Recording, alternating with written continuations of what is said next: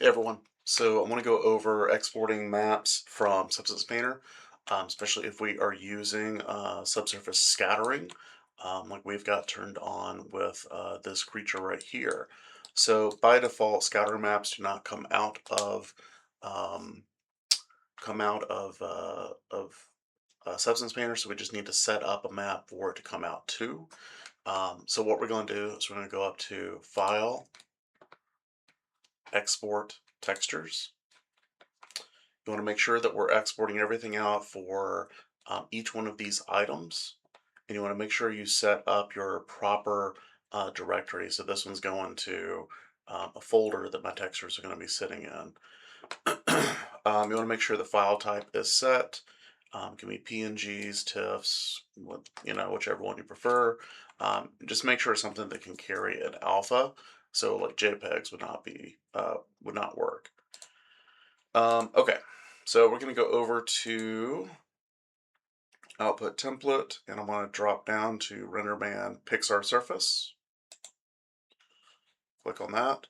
I'm going to go over to output templates, and we need to check and see what Pixar Surface is putting out. So RenderMan Pixar Surface, and by default, I have a displacement map, a presence map, um, a glow, let's see, specular, uh, normal, specular, face color, and looks like probably your regular color.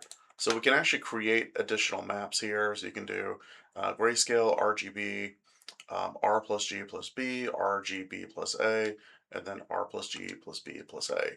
So the scatter map that we're going to be creating is actually going to be a grayscale map. So I'm going to click on Create Gray, and then I'm going to rename it Scattering. And then what I want to do is go ahead and attach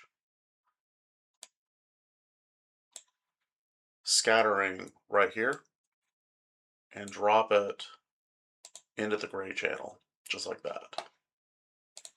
So if I go ahead and click on list of exports, I'm going to see my list of exports here. You'll see the glorp, diffuse color, displacement, glow color, normal, present, specular face color, specular roughness, and also scattering. Actually, I'll rename that to glorp scattering.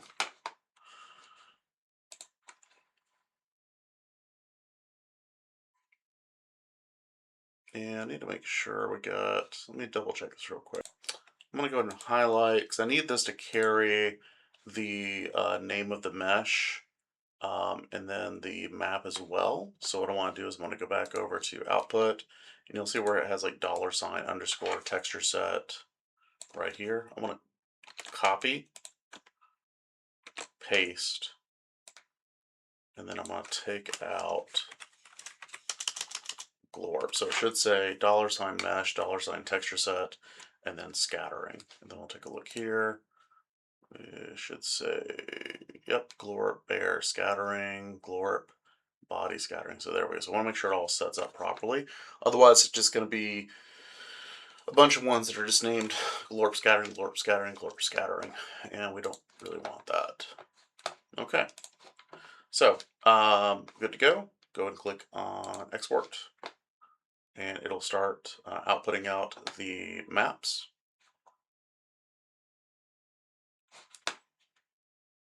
You also want to make sure that the map settings, like the size of the maps, is actually a decent size.